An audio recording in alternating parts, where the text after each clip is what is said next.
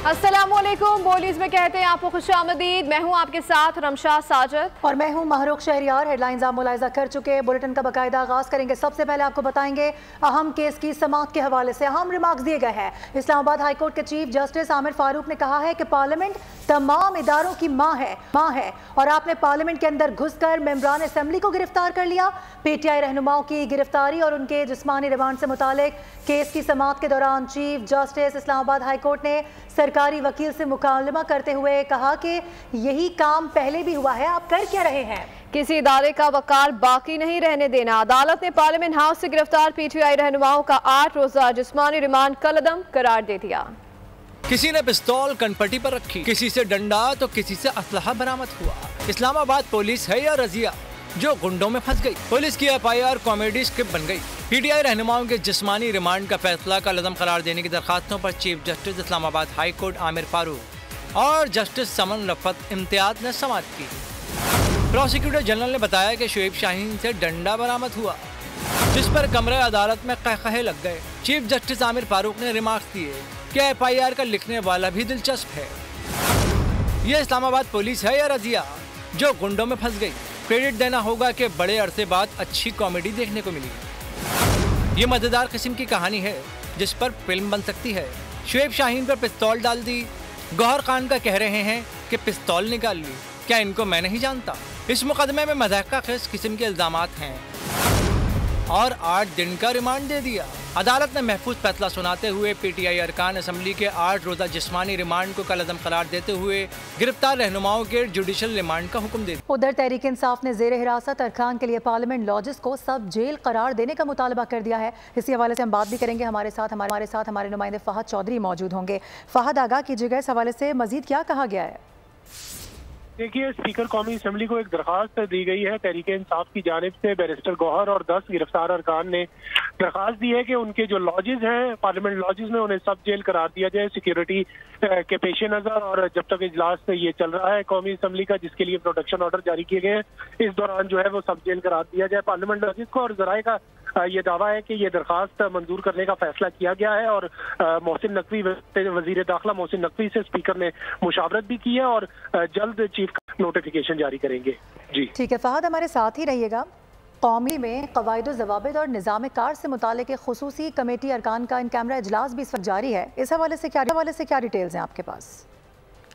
कौमी असम्बली में कवायद ज़वाबित और निज़ाम कार से मुतालिक खुसूसी कमेटी का इन कैमरा इजलास जारी है, जिसकी सदारत सैयद खुर्शीद शाह कर रहे हैं, जिसमें नायब वज़ीर आज़म इसहाक डार, वफाकी वज़रा आज़म नज़ीर तारड़, अलीम खान चौधरी, सालिक हुसैन शरीक हैं, जबकि पीपल्स पार्टी की जानिब से नवीद कमर, JUI की जानिब से शाहिदा अख्तर अली शरीक है, महमूद खान अचकजई, फारूक सत्तार, अमीनुल हक, बैरिस्टर गौहर, साहिबजादा हामिद रजा भी इस इजलास में शरीक है। और ख्वाजा आसिफ जो कि रिजाइन कर गए इस कमेटी से, उनकी जगह राना तनवीर हुसैन को इस कमेटी का रुकन बना लिया गया है, वो भी इस इजलास में शरीक है। इस इजलास में जो कौमी असम्बली की कार्रवाई है उसको मुनज़्ज़म तरीके से चलाने और जो है वो खुश असलूबी से चलाने के लिए मुख्तलिफ तजावीज़ जो है वो अरकान की जानिब से दी जा रही हैं। और चेयरमैन पीपल्स पार्टी बिलावल भुट्टो की तजवीज़ पर यह कमेटी जो है ये स्पीकर की जानिब से तश्कील दी गई थी। सही जी, ठीक है फहद, इन दोनों खबरों से मुतालिक आगाह कर रहे थे आप, बेहद शुक्रिया आपका।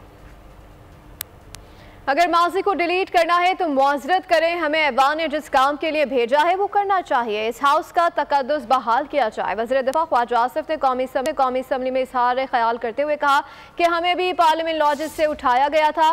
क्या हमारे साथ नाइंसाफ़ी पर किसी ने मजम्मत की थी? PTI ने अपने दौर में चेयरमैन नैब को जिस तरह इस्तेमाल किया उसकी कोई मिसाल नहीं मिलती। ज़ियादतियों का जिक्र ज़रूर करें मगर अपने 4 साल दौर की कार्रवाइयों पर नदामत का इजहार करें। इस हाउस को इनफेक्टिवनेस जो है लॉन्ग टर्म में इस हाउस को प्रॉपरली चलाया जाए। जिस काम के लिए अवाम ने हमें यहाँ भेजा हुआ है हम वो काम करें। किसी सूरत में भी पार्लियामेंट के ऊपर हमला जो है उसकी किसी शख्स ने इस हाउस में हमायत नहीं की। यहाँ पे जब पार्लियामेंट लॉजेस के अंदर जो है MNA उठाए गए थे तो क्या हमारा किसी ने साथ दिया था? किसी ने हमारा इस आवाज में आवाज नहीं मिलाई। प्लीज जरूर एहतजाज करें लेकिन जरा पिछले 4 साल के माजी पे भी नजर दौड़ाएं कि उसमें आपने क्या किया। अगर हमने नई रवायात को जन्म देना है तो कम से कम माजी की जो गलतियां उस पर पशेमानी मेहरबानी का तो इजहार करना चाहिए। जबकि दूसरी जानिब चेयरमैन पीटीआई बैरिस्टर गौहर ने वज़ीर दिफा को जवाब देते हुए कहा है कि ख्वाजा आसिफ साहब, हम ऑपोजिशन में ज़रूर हैं लेकिन आपके गुलाम नहीं हैं। जब कुछ बोलते हो तो हौसला भी सुनकर जाया करो। हमारे साथ नाइंसाफ़ी की गई, हम दिल पर पत्थर रख कर ऐवान में बैठे हैं। मीडिया से गुफ्तगू में बैरिस्टर गौहर का कहना था कि आज हमें बोलने का वक्त नहीं दिया गया। ख्वाजा आसिफ ने जो अल्फाज वज़ीर आला केपी के लिए इस्तेमाल किए उसकी भरपूर मजम्मत करते हैं। आपने स्पेशल कमेटी की आधी बात असेंबली में सुनाई है, ये गलत रिवायत है। कमेटी में ऑपोजिशन के सिर्फ 3 बंदे हैं, बाकी तो सब हुकूमती नुमाइंदे हैं।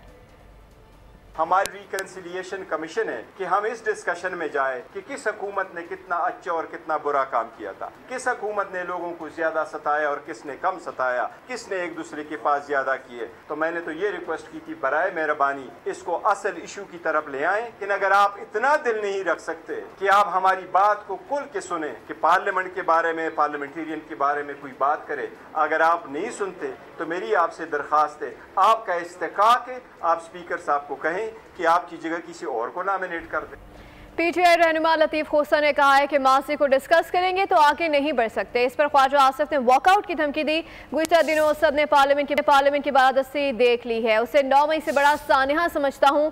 एहलकारों को मअतल करके पार्लियामेंट की इज्जत बहाल नहीं हो सकती। जमहूरियत को बहाल करने के लिए कमेटी को फाल करना होगा। हुकूमती अरकान को भी नहीं मालूम कि क्या तरमीम लाई जा रही है। सुन्नी इत्तेहाद कौंसिल के सरबराह साहबजादा हामिद रज़ा ने हुकूमत पर तनकीद करते हुए कहा कि उनकी ज़बान के शर से कोई बंदा महफूज नहीं। ख्वाजा आसिफ को पार्लियामेंट में फितना फैलाने का एजेंडा दिया गया है। वो किधर गया कानून? तौहीन पार्लियामान, कंटेम्प्ट ऑफ पार्लियामेंट। आप समझते हैं कि एक सार्जेंट एट आर्म्स को और 3 सिक्योरिटी गार्ड्स को मुअत्तल करने से जो है ये पार्लियामान की सॉवरेनिटी जो है बहाल हो गई? ये जमहूरियत पर शब खून मारा गया है, ये जमहूरियत को कत्ल किया गया है, ये 25 करोड़ अवाम को जो है इनफैक्ट ये उन पर जो है हमला किया गया है। ये 9 मई से कहीं बड़ा सानिया है। इस मुल्क में बदकिस्मती से ना पार्लियामान को सुपरमेसी दी जा रही है, ना ही आईन को जो है सुपरमेसी दी जा रही है, दोनों को तस्दीक की जा रही है। मैं सिर्फ एक बात करना चाहता हूँ ख्वाजा आसिफ साहब के हवाले से। मेरा ख्याल है इनको एजेंडा ये दिया गया है कि ये पार्लियामेंट के अंदर फितना और फसाद क्रिएट करते रहें। इनकी जुबान के शर से कोई बंदा महफूज नहीं है। उधर स्पीकर पंजाब असम्बली मलिक अहमद खान ने पार्लियामेंट हाउस इस्लामाबाद के अहाते में अरकान की गिरफ्तारी पर रद्द अमल देते हुए उसे तशवीशनाक सानिहा करार दे दिया है। कौमी असम्बली में एक सानिहा हुआ जिस पर सबको तशवीश थी। आज बानी पीटीआई पर मुकदमात हैं। जब ये सब आप कर रहे थे तब आप एहसास नहीं कर रहे थे। सियासी जमातों के इख्तलाफात होते हैं लेकिन उसके मुहर्रिकात भी होते हैं। ऐसा इक़दाम करेंगे, ऐसा नताइज निकलेंगे। आप कोई मनफी कदम उठाएंगे, आप प्रोसीडिंग्स को डिसरप्ट करेंगे तो कि आपके गिरेबान तक ज़रूर आ जाता है। ये आपके गिरेबान तक आया है और उसकी वजह ये है कि जब ये सब आप कर रहे थे तब आप एहसास नहीं कर रहे थे। तो इसकी जो तकलीफ आप आज उठा रहे हैं, और मुझे आपकी इस मामले में क्रिमिनल एक्ट अगर किसी ने किया उसको पकड़ा जाना चाहिए, लेकिन कैसे पकड़ा जाना चाहिए वो ज़ाब्ते के अंदर दिया गया। और अब जिक्र करेंगे अली अमीन गंडापुर का। वज़ीर इत्तलात पंजाब असबा बुखारी ने वज़ीर आला खैबर पख्तूनख्वा अली अमीन गंडापुर को आड़े हाथों ले लिया। बयान में कहा कि अली अमीन गंडापुर फेडरेशन के खिलाफ मुसलसल साजिशें कर रहे हैं। सूबे का वज़ीर आला किस हैसियत में दूसरे मुल्क के साथ बात कर सकता है? अफगान कौंसल जनरल से मुलाकात फेडरेशन से खुली बगावत का ऐलान है। गंडापुर किसी गलत फहमी में ना रहे, फेडरेशन लाडले बच्चे की तरह उनका मुंह नहीं देखती रहेगी। इस्लामाबाद का जलसा और गंडापुर की अफगान सिफारतकार से मुलाकात आइंदा माह कोई एडवेंचर करने की प्लानिंग है। आपको अपडेट करें वज़ीर इत्तलात पंजाब असमा बुखारी आला खैबर पख्तूनख्वा अली अमीन गंडापुर को आड़े हाथों ले लिया। बयान में कहा कि अली अमीन गंडापुर फेडरेशन के खिलाफ मुसलसल साजिशें कर रहे हैं। सूबे का वज़ीर आला किस हैसियत में दूसरे मुल्क के साथ बात कर सकता है? अफगान कौंसल जनरल से मुलाकात फेडरेशन से खुली बगावत है। गंडापुर किसी गलत फहमी में ना रहें। बड़ी खबर इस वक्त आपको देंगे। अब से थोड़ी देर पहले कहा गया था कि पार्लियामेंट लॉजेस को सब जेल करार दिया जाए और इस वक्त हम देख रहे हैं कि स्पीकर कौमी असेंबली की जानिब से पीटीआई अरकान के लिए पार्लियामेंट लॉजेस को सब जेल करार दे दिया गया है। फ़ाहद चौधरी हमें ज्वाइन करें, उनसे बात करेंगे। फ़ाहद, एक और बात मान ली गई है इन अरकान की, क्या डिटेल सामने आ रही है? जी देखिए, तहरीक इंसाफ के 10 गिरफ्तार अरकान और चेयरमैन पीटीआई बैरिस्टर गौहर की जानिब से स्पीकर कौमी असम्बली को दरख्वास्त दी गई थी कि पार्लियामेंट लॉजेस को सब जेल करार दिया जाए सिक्योरिटी हालात के पेश नज़र। और इस पर स्पीकर कौमी असम्बली ने वजीर दाखिला मोहसिन नकवी से अहम मुशावरत की और इस मुशावरत के बाद ज़राए का कहना है ये फैसला किया गया कि तहरीक इंसाफ के अरकान की दरख्वास्तों को मंजूर किया जाएगा और फाइल जो है वो मंजूरी के बाद स्पीकर कौमी असम्बली ने फॉरवर्ड कर दिया नोटिफिकेशन के लिए। और जराए का दावा है कि चीफ कमिश्नर इस्लामाबाद आज किसी वक्त भी जो है वो पार्लियामेंट लॉजेस को सब जेल करार देने का नोटिफिकेशन जारी कर देंगे। और ये दरख्वास्त जो है ये आज ही जमा करवाई गई थी स्पीकर कौमी असम्बली के पास, जिसे फौरी तौर पर मंजूर करने का फैसला किया गया है। ठीक है, बिल्कुल फहद, ऐसा ही है। आज ही दरख्वास्त दायर की गई थी और आज इसको फौरी तौर पर मंजूर करने का फैसला कर लिया गया है। और ये भी बताया जा रहा है कि आज भी किसी वक्त नोटिफिकेशन भी इस हवाले से जारी कर दिया जाएगा। बहुत शुक्रिया, आपने आगाह किया। 190 मिलियन पाउंड करप्शन केस में अहम पेशरफ्त हुई है। एहतसाब अदालत ने नैब की दरख्वास्त मंजूर करते हुए इश्तिहारी मुलजिम जुल्फी बुखारी की जायदादें कर्क करने का हुक्म दे दिया। एहतसाब अदालत के जज नासिर जावेद राना ने जुल्फी बुखारी की जायदादें रेफरेंस के साथ मुंसलिक करने के अहकाम जारी किए। अदालत ने हुक्मनामे में कहा कि जुल्फी बुखारी जानबूझकर अदालती कार्रवाई का हिस्सा नहीं बने, उनकी इस्लामाबाद और अटक में अराजी को रेफरेंस के साथ मुंसलिक किया जाए, 7 रोज में तारीख और रिपोर्ट अदालत में जमा कराई जाए। और आपको बताएं कि सेनेट इजलास के दौरान वज़रा की अदम मौजूदगी पर सेनेटर्स ने एहतजाज शुरू कर दिया। सादिया अब्बासी ने कहा कि ऐवान में कोई वजीर मौजूद नहीं है, ऐवान की कार्रवाई मुलतवी कर दी जाए। समीना मुमताज़ ने कहा कि फलकनाज की मौतली 2 वर्किंग दिनों के लिए की गई थी, उन्हें आज ऐवान में नहीं आना चाहिए था। फैसल वावडा पुलिस इस हवाले से मौतली 2 रोज़ के लिए थी और आज तक उन्होंने ये कहा कि ऐवान में नहीं आ सकती हैं। फलकनाज को ऐवान में बैठने की इजाज़त देने पर हुकूमती अरकान ने वॉकआउट कर दिया। हुकूमती अरकान ऐवान से बाहर चले गए। फलकनाज ने गुज़िश्ता इजलास में फैसल वावडा के बारे में नाजेबा ज़बान इस्तेमाल की थी। शिबली फराज ने कहा कि ये ड्रामा रचा रहे हैं, ये कठपुतलियां हैं। फलकनाज के मामले पर आप कौमी असम्बली की तरह कमेटी बनाते। बढ़ती हुई गुर्बत और कर्जे इज्तिमाइयत के तस्वुर को धुंधला रहे हैं। बेहतर रियायती फाइनेंसिंग और तरक्याती इमदाद में इजाफा जरूरी है। माहौलियाती तब्दीलियों से मुतासिर ममालिक के कर्जे माफ किए जाएं। वज़ीर आज़म शहबाज शरीफ ने एक बार फिर मुतालबा कर दिया। ग्लोबल कॉल इजलास से वर्चुअल खिताब में कहा कि दौरे हाजिर में इज्तिमाइयत के तस्वुर को मुस्तकिल खतरात का सामना है। इज्तिमाइयत, मसावात, इंसाफ हमारा मुश्तरका तस्वुर होना चाहिए। Sustainable Development Goals necessitates significant reform of the international financial framework. This requires enhanced concessional financing, increased official development assistance, and greater lending from multilateral development banks. Above all, we need innovative financial solutions to address debt challenges, including climate debt swaps and equitable debt relief mechanisms. While technological advancements offer great opportunities for progress, injustices and inequalities create avenues for malign actors both locally and globally, particularly in nations grappling with climate vulnerability and high debt, which also face terrorism and disinformation. To counter these harms, effective international cooperation is more urgent today than ever before.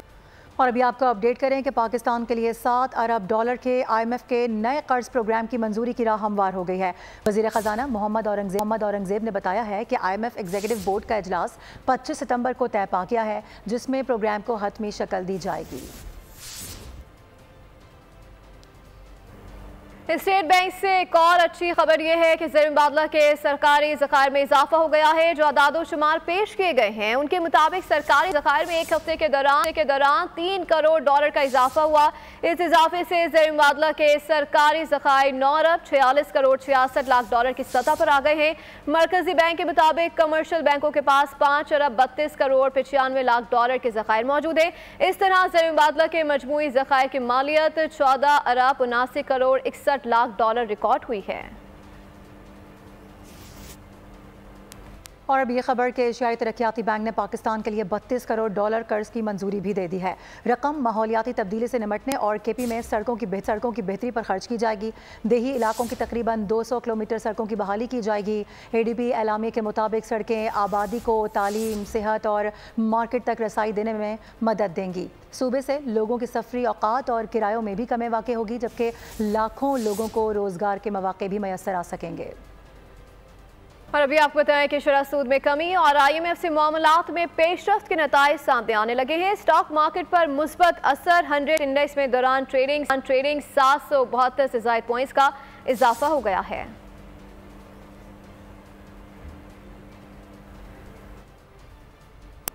और एक और मुस्बत खबर है, हुकूमत और अस्करी क़यादत की अमन की कोशिशें रंग ले आई हैं। मुल्क की मईशत की गाड़ी दुरुस्त सिमत में दौड़ने लगी है। मुल्क दुश्मनों का पाकिस्तान मुखालिफ बयानिया शिकस्त खाने लगा है। अपडेट कर रहे हैं आपको, हुकूमत और अस्करी क़यादत की अमन के लिए कोशिशें रंग ले आई हैं। SIFC एक ऐसा प्लेटफॉर्म जहाँ पर हुकूमत के साथ मुआवनत की जाएगी अफवाज पाकिस्तान की जानिब से। शरह सूद नीचे, मूडीज रेटिंग ऊपर। हुकूमत और अस्करी क़यादत की अनथक मेहनत से मईशत में मज़बूत इशारे मिलने लगे। शरपसंद अनासर की गंदी सियासत डिफॉल्ट हो गई। ज़र मुबादला के ज़खायर $5.6 करोड़ तक पहुँच गए। मुस्तनद शवाहिद के मुताबिक मुल्क की मईशत ने सही राह का तयन कर लिया। हुकूमत और अस्करी क़यादत की अवाम दोस्त पॉलिसियाँ महंगाई की दुश्मन बन गयी, जिससे 2 माह में महंगाई की शरह कम, स्टॉक मार्केट में बेहतरी और डॉलर के मुकाबले में रुपया सीना तान कर खड़ा हो गया। इधर IMF से भी कर्जे प्रोग्राम में तौसीक का इम्कान पैदा हो गया है। वो वक्त दूर नहीं जब सिविल और अस्करी क़यादत के बेहतर इक़दाम पाकिस्तानी मईशत के लिए मजीद नेक शगुन साबित होंगे, जिसका बराह रास्त फायदा आवाम को पहुँचेगा। अफसोसनाक खबर शामिल करेंगे। कोयटा में कोंगो वायरस से मुतासरा मरीजा चल बसी है। बताया जा रहा है कि 40 साल खातून का ताल्लुक मूसा खेल से था। Khatoon Jinnah institute of chest diseases Quetta में ज़ेर इलाज थी। इस हवाले से मज़ीद जानते हैं नुमाइंदा बोलिए सिद्र आरिफ से। जी सिद्र आरिफ, बताइएगा। शोबे में एक खातून जिसकी उम्र तकरीबन 40 साल बताई जा रही है, जिसका ताल्लुक जिला मूसा खेल से था, उसमें जो है उसे फातिमा हॉस्पिटल लाया गया और इसका इलाज के दौरान ही अभी इत्तला दी जा रही है कि उनका इंतकाल हो गया है। इनके बताया कहा जा रहा है कि इन्हें जो है वो खून की फर्स्ट टेस्ट कराने के लिए दिया गया, तो उसमें काबू वायरस की तस्दीक हुई और जिसके बाद जो है वो इनका इलाज जारी था। इलाज के दौरान ही ये जो है वो इनकी डेथ हो गई है, जिसके बाद अब तक जो है काबू वायरस से बलूचिस्तान में जो है 7 मरीज जो है वो इंतकाल कर चुके हैं और ये जो है वो इनकी उम्र 40 साल की था। नुमाइंदा कोयटा से दारिफ अपडेट करी थी, आपका शुक्रिया। खबरों के सिलसिले को आगे बढ़ाएंगे। कराची में चुप ताज़े का जुलूस रिजविया से बरामद होगा। इस वक्त सिक्योरिटी की क्या सूरत हाल है और कौन कौन से मुतबादिल प्लान्स हैं रास्तों के हवाले से, इस हवाले से बात करेंगे। कफील अहमद हमें ज्वाइन कर रहे हैं। कफील, आगाह कीजिए। देखिए, RTP अव्वल चुप ताज़ी का जुलूस जो है वो 3 बजे के बाद बरामद होगा। अगर हम बात कर लें, मैं इस वक्त रिपोर्ट कर रहा हूँ लसबेला चौक से और ये चारों तरफ से अगर मेरे कैमरामैन दिखा सके, एक तो ये मरकज़ी रूट है जहाँ से जुलूस ने आना है। हम बात कर लें अगर रिजविया यहाँ से जुलूस का जो चौरंगी है नाज़िमाबाद की, वहाँ से ये जुलूस जो है वो आएगा। अगर हम बात कर लें मार्टन रोड पर जो है वो शाही नजफ इमाम बारगाह, वहाँ इख्तिताम पजीर होगा। मुतबादिल रूट्स के तौर पे जो है वो रखे गए हैं, उसमें लियारी एक्सप्रेस वे है, शार फैसल है, एमेजिना रोड है, उसके अलावा गार्डन से बाड़ापुर है, सदर कॉरिडोर 3 जो है इसमें शामिल है और न्यू एमेजिना रोड है जो मुतबादिल के तौर पे इस्तेमाल किए जा सकते हैं। लेकिन रात गए तक ये जुलूस जो है वो इख्तिताम पजीर होता है, तकरीबन 11 बजे के बाद तक। आगाह करे थे, आपका शुक्रिया। इस्लामाबाद में मुफ्त सेहत सहूलत कार्ड से इलाज न मिलने का इंकशाफ हुआ है। वज़ारत सेहत ने कौमी असम्बली में वक्फा सवालात के दौरान जवाब दिया कि इस्लामाबाद के किसी शहरी को यूनिवर्सल हेल्थ कवरेज नहीं मिल रही। इस्लामाबाद की आबादी 9,33,000 अफराद पर मुश्तमिल है। वज़ारत सेहत के मुताबिक बेनज़ीर इनकम सपोर्ट प्रोग्राम के 3,246 खानदान भी मुफ्त इलाज से महरूम हैं। और रेलवे स्टेशन जिसका जिक्र सुनते ही हर तरफ आवाज़ें, रश, शोर और स्टॉल्स का मंजर आंखों में घूमता है। मगर कोयटा का एक ट्रेन स्टेशन ऐसा भी है जहां अब हू का आलम है। इस वीरान स्टेशन का अहवाल सुना रही हैं सिद्रा आरिफ अपनी रिपोर्ट के साथ। साई साई करता ये है कोयटा का रेलवे स्टेशन, जहां कभी आवाम का समंदर मौजूद होता था। मगर अब न ट्रेन की सीटी न कुली की आवाज, हर तरफ राज है तो सिर्फ सन्नाटे का। दहशतगर्दी ने जिसे वीरान कर दिया। ट्रेनों का पहिया जाम होने से दूर दराज जाने वाले मुसाफिर बसों में धक्के खाने पर मजबूर हैं। कहते हैं कोचेस का किराया ज्यादा और सफर बेआराम होता है। बसों में जो है टाइम टेबल का कोई पता नहीं चलता है। सुबह 11 बजे का कहते हैं, अभी तक ये 12 हो गया, लेकिन अभी तक बस की दरक भी नहीं है यहाँ पे। रेलवे हुकाम के मुताबिक बोलान में तखरीबकारी के बायस तबाह होने वाली ट्रेन लाइन पर काम जारी है, जिसके मुकम्मल होने में वक्त दरकार है। बलूचिस्तान में ट्रेन का पहिया जाम होने के बाद जहां पे ट्रांसपोर्टर की चांदी हो गई है, वहीं पे आवाम की मुश्किलात में इजाफा हो गया है। कैमरामैन सईद अली के साथ सिद्रा आरिफ, बोल न्यूज़, कोयटा। अफगानिस्तान में हजारा कम्युनिटी फिर दहशतगर्दों के निशाने पर है। फानी से 14 ज़ायरीन जाम बहक और 6 जख्मी हो गए। अफगानिस्तान में हजारा बिरादरी पर हमलों का सिलसिला न रुक सका। सूबे गौर की सरहद पर दहशतगर्दों ने फायरिंग करके 14 हजारा ज़ायरीन की जान ले ली। कई जख्मी हुए। जाम बहक अफराद इराक से आने वाले ज़ायरीन के इस्तकबाल के लिए जमा थे। ये लोग दाईकुंडी के संगे तख्त और बंदर जिला के रिहायशी थे। दाइश ने हमले की जिम्मेदारी कबूल की है। इसराइली बर्बरियत की बात करेंगे। इसराइल की दहशतगर्दी से एक रोज़ में मजीद 40 फ़लस्तीनी शहीद हो गए। गजा के वस्ती इलाके में नसीरात कैंप पर ताज़ा हमले में 6 फ़लस्तीनी जान से गए। अनरवा के सरबराह ने इसराइल की जानिब से बिला इम्तियाज़ कत्लेआम की मजम्मत की है। आलमी इदारा सेहत के मुताबिक इसराइल की गजा पर जारी हद से ज़ख्मी होने वाले तकरीबन 25% 22,000 से ज़ायद अफराद हैं, वो हैं जो कि ज़िंदगी भर के लिए अब माजूर हो चुके हैं। गजा इसराइल की जारी हद में अब तक 41,118 अफराद शहीद हो चुके हैं। मुझे ये देखकर शदीद सदमा हुआ है कि इसराइल गजा के स्कूलों पर बमबारी कर रहा है कि जहां हज़ारों बेघर अफराद तो ने पनाह ले रखी है। मलाला यूसुफ़ज़ई ने एक्स पैगाम में इसराइली हमलों की मजम्मत कर दी। लिखा कि अक़वाम मुत्तहिदा के इमदादी कारकुनान की मौत पर गहरा दुख है। मरने वालों के लवाहिकीन से दिली हमदर्दी है। स्कूलों और इमदादी कारकुनों पर हमले किसी सूरत नहीं होने चाहिए। आलमी कवानीन की खिलाफ वर्जी पर इसराइल की जवाबदही होनी चाहिए, जंग बंदी होनी चाहिए। और अब आपको बताएं कि म्यांमार में शदीद बारिशों के बाद सैलाब से कम अज़ कम 19 अफराद हलाक हो चुके हैं। दारुल हुकूमत और उसके गिरदोनवाह में सैलाबी सूरत हाल पैदा हो गई है। मामूलात ज़िंदगी मफलूज हैं। 3,600 अफराद बेघर हो चुके हैं, जिन्हें रेस्क्यू एहलकार कश्तियों के जरिए महफूज मकामात पर मुंतकिल कर चुके हैं। मुतासिरा इलाकों में स्कूल्स भी हैं जो कि बंद हैं। हुकाम ने खबरदार किया है कि लोग एहतियात करें, गैर ज़रूरी नकलो हरकत से गुरेज करें।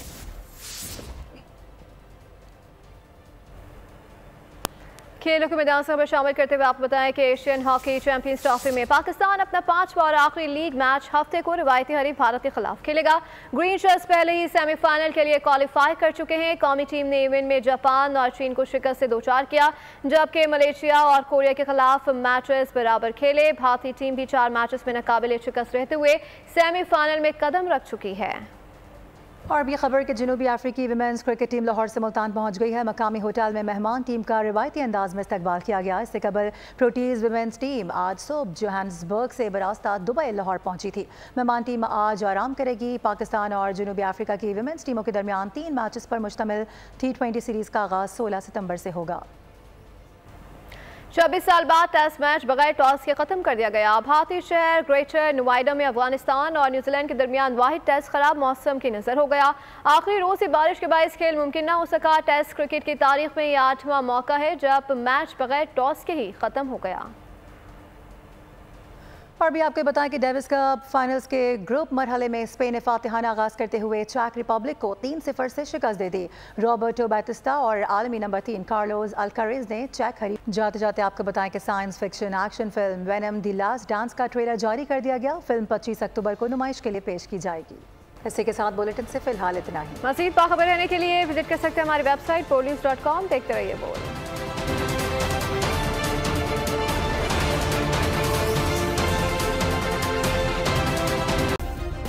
सब्सक्राइब करें और बेल दबाएं ताकि कोई खबर रह न जाए।